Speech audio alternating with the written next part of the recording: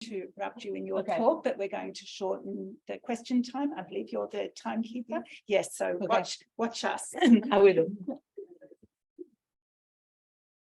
Okay, Is this Right. Ashley? we're ready. Yep. Okay, right. Thank you very much. I'm delighted to be here. Also very happy to speak first because I'm very jet lagged. And what I'm going to share, this is the kind of first run of this particular presentation. So particularly welcome feedback. With my colleagues in the UK, we have been looking at indecision about vaccination on the online parenting forum Mumsnet. And in particular today, I'm going to talk about an analysis that we've done of narratives, personal stories, and information offered in response to indecision about the HPV vaccination, and specifically how people engage differently on this forum when reacting to narratives versus reacting to information.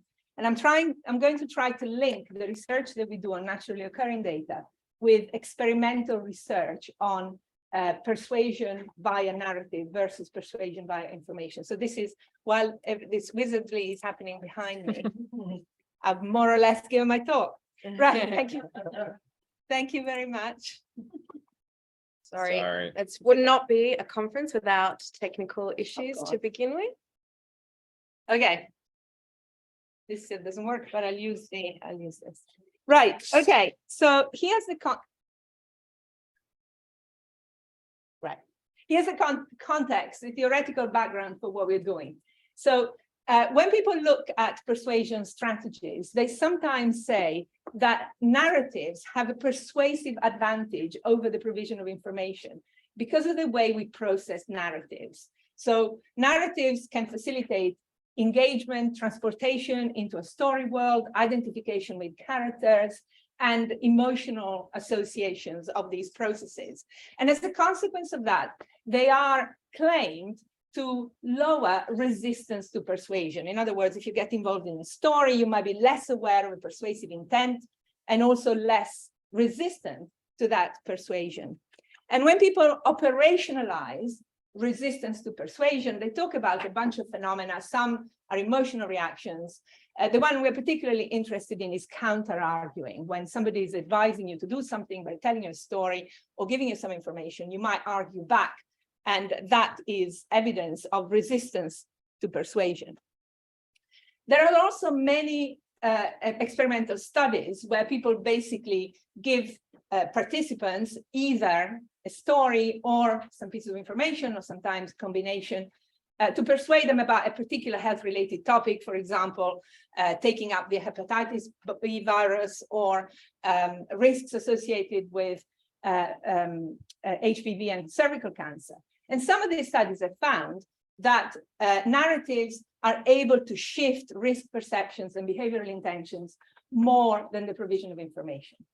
However, these things are never straightforward. Some studies have not found this advantage. Some studies have found that the best thing is to combine narratives and information, for example, in public health messaging, in order to achieve particular public health persuasion goals. And of course, because when I say narratives and information, I'm talking about phenomena that are multifaceted. So some people have looked at the difference between different kinds of narratives and people's reactions to those. So in some cases, it has been found that first-person narratives might be more persuasive than third-person.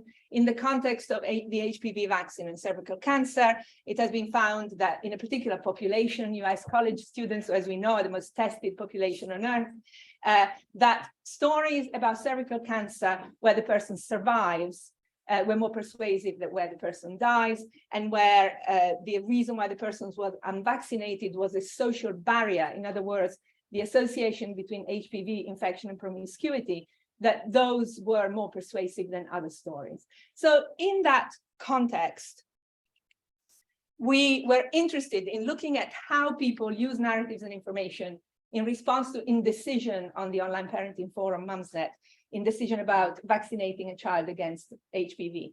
HPV, I don't need to tell you guys, is transmitted primarily via sexual contact. It is associated with a number of conditions, including cervical cancer. The World Health Organization sees the vaccine as the main strategy to deal with HPV. HPV vaccination is available in many countries around the world, including in the UK. First, just girls were vaccinated and then boys. In the UK, children are vaccinated in school, and this is relevant to my data. So parents will receive a consent form, and they have to decide whether to sign the consent form to have their children vaccinated in school by a nurse that goes to the school. In 2021, the first vaccination has dates from about 2008. So now the first long-term studies are appearing of the effects of the vaccination program, and they have been stunning in terms of reductions of cervical cancer rates, up to 87% reduction, depending on when people are vaccinated. However, take-up around the world is not that high. It varies from country to country, but it's not as high as you would expect when, on the face of it, you've got a vaccine against a certain type of cancer. Of course, things are always very complicated. There are issues of access, etc. But there have been scares about one particular HPV vaccine, Gardasil, which has been the focus of some parts of the anti-vaccination movement. And then there is the issue that is very prominent in our data, that because HPV is sexually transmitted, parents say over and over again, my child doesn't need it yet, they're not going to have sex. And there are many things, and I'm a parent too, where they say, oh, we'll talk about it when they're about to have sex, which of course is, wishful thinking. So, it's very common. We have case after case after case of this. So we looked at Mumsnet, which is a very popular parenting forum, parenting website that has a forum, Mumsnet Talk. You've got the page views here. It's very influential, and in particular, in 2017, Campbell and Al carried out a survey of parents in England, asking them what sources of information they access about the health of their children. And of the parents who said they look at information, health-related information on the internet, a third said that they go to Mumsnet to find out about vaccination specifically, just under the percentage for the NHS, and more than Twitter and Facebook. So our data, I'm going to do this quickly. So we started from a very large corpus of vaccination discussions on Mumsnet. Then we narrowed down to threads that begin with an original post where somebody talks about the HPV vaccine. And then we narrowed it down even more to cases where the author of that original post says that they're undecided about consenting to vaccinating their child. And then we also found 5 of those threads where, after receiving many replies, the parent comes back and announces a decision either to vaccinate or not. And that gave us a data set of 525 replies to original posts that we analyzed. So this is an example of original post. This person says, I won't read all of it. I should point out I'm very pro-vaccination. I've vaccinated my children against all the vaccines. But this person says, I'm worried about Gardasil. And so I signed the consent form, and now I'm thinking of asking the school to give it back to me and changing my mind. What does everyone think? So this is an example. And then people reply one way or another. So our research questions was, first of all, we wanted to know, when you get this kind of original post, how often do people reply with a story, a narrative, or information? And then how do people subsequently engage with those stories and information? In particular, do they receive supportive engagement, or do they perceive challenging engagement? And do the responses vary depending, if we look at narratives specifically, on the kinds of narratives? So we coded for narratives. Here's our definition. You can ask me more precisely. This is an example of a reply. My dear daughter didn't have the vaccine yesterday at school. When all other girls in the year were asked to line up, so was my daughter. Then when she gave her form to the school nurse, the nurse was astounded that it was a refusal. She then gave my daughter another form to bring home and fill in. My dear daughter then had to endure other girls in class telling her that now she would get cancer and die. So this is an example of a narrative offered on one of these threads, started by somebody who's undecided. Information would be something like this. Somebody says, what's the success rate of the Gardasil vaccine? And somebody replies with statistics, 70% on one strain, et cetera, et cetera. So we coded for those. And then we also coded for engagement with both narratives and information. We had a very tight definition of engagement. So engagement meant either somebody clicked reply to a post, or they quoted a piece of narrative or information, or they used somebody's username. So we knew exactly what they were responding to. And we distinguished between supportive and challenging engagement. So supportive would be empathizing, I'm sorry about your husband, how awful, etc., or approval, exactly right. Engagement, challenging engagement would be something like, what the fuck, forgive my language, there's lots of swearing on Mumsnet. A smear test is a test, blah, blah, blah. So saying smear tests are no substitute for the HPV vaccine. We coded also for different types of narratives. I'll just give you an example. There are many cervical cancer narratives. One of my dear friends had cervical cancer last year, and she has 6 children. Thankfully, she's made a full recovery now, but there will be follow-ups, and there's always that fear of it coming back. I don't know how she managed to cope so well, etc., etc. Everyone was devastated. We coded this as involving multiple actions. We distinguish between single action narratives and multi-narratives. It's first person. It involves the self and third party as characters. It's about illness, and it's offered to advise in favor of vaccination. I won't do this one. Okay, so these are our main results. So at the top, you see the number of instances of narratives and information in our data. They're spookily similar. In fact, at one point we had the same number, and I said, this cannot be, nobody will believe us. And luckily, they're no longer the same number, distributed across those numbers of posts. Then we have overall very similar numbers for direct engagement with narratives and information, 62 and 59 instances. For narratives, the number of unique narratives involved is 39, a bit lower, and for information, 55. In other words, engagement is not evenly distributed. Some narratives get a lot of engagement. So you have a certain number of engagements, but they involve a smaller number of narratives. But the crucial result is here. So we were able to provide a different kind of evidence from the analysis of naturally occurring discourse for the kind of thing that some experimental studies find. And that is that narratives receive supportive engagement in 2/3 of cases, and challenging engagement in just under 1/3, whereas information is the opposite. It receives challenging engagement in 2/3 of cases. So you can see there, we've got some statistical significance, but basically we found evidence for naturally occurring discourse, and when narratives are offered versus information, there is more supportive engagement for narratives and for information, and vice versa.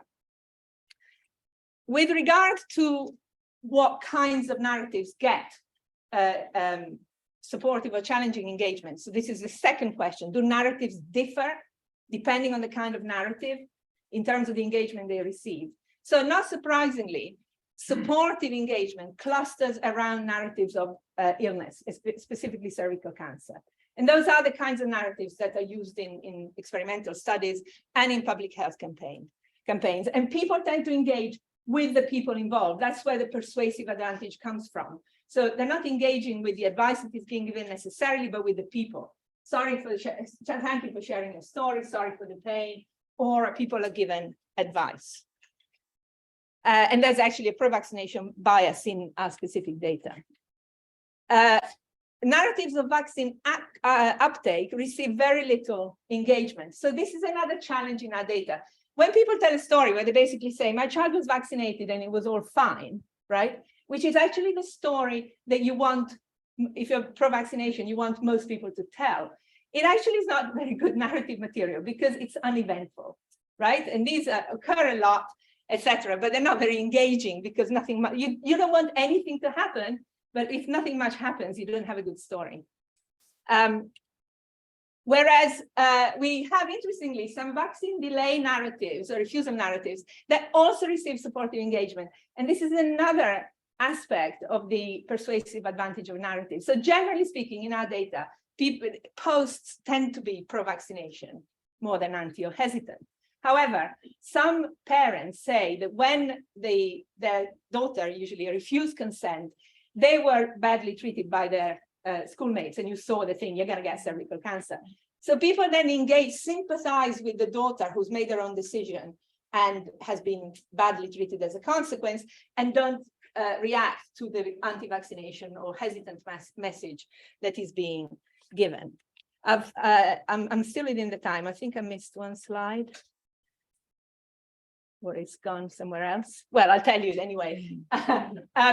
The narratives that get the most challenging engagement are narratives about sexual activity. So one of the things that happens around the HPV vaccine is that people keep talking about practicing safe sex and the age at which women became sexually active and how many partners they had. And there is a lot of stuff about basically, if you practice safe sex, if you don't have too many partners, you're not at risk of HPV and you don't need the vaccine. And this is problematic in multiple ways. You can get HPV from one partner, and also it puts kind of moral pressure on people. So it is that association between needing the HPV vaccine and sexual promiscuity that applies to women. So when people tell those stories on Mumsnet, that's where the challenging engagement happens. Mumsnet contributors react against that, both on the grounds of the facts and on the grounds of morality. Okay, so to conclude, we have provided a little contribution from the analysis of naturally occurring discourse to the very large experimental literature on narratives versus information as persuasive strategies in health communication. And we've shown that in the context of vaccine-related indecision, narratives receive less challenging engagement and more supportive engagement than information. And there is a little bit of a difference between narratives in terms of what engagement they receive, which depends on the community that this particular that our data is drawn from. And I can't do full justice of that now. So when people do these studies, they always have implications for public health messaging. Of course, there are implications here too. As I said, we made a contribution from the analysis of naturally occurring discourse. But of course, we are dealing with an online community where, for example, challenging a narrative of illness can be perceived as insensitive. So if somebody tells a story of hardship, you would damage your own face if you do pragmatics to react in a challenging manner. So there are all sorts of reasons why people react the way that they do, which are to do with the interactions in that community and managing one's own role in that community. Nonetheless, given what I told you at the beginning, how many parents simply read Mumsnet, don't necessarily participate, but read Mumsnet for information about vaccines. What basically tends to happen is if they read a narrative, let's say a pro-vaccination narrative, they're less likely to see it challenged by other contributors than if they read a piece of information, which is more likely to be challenged.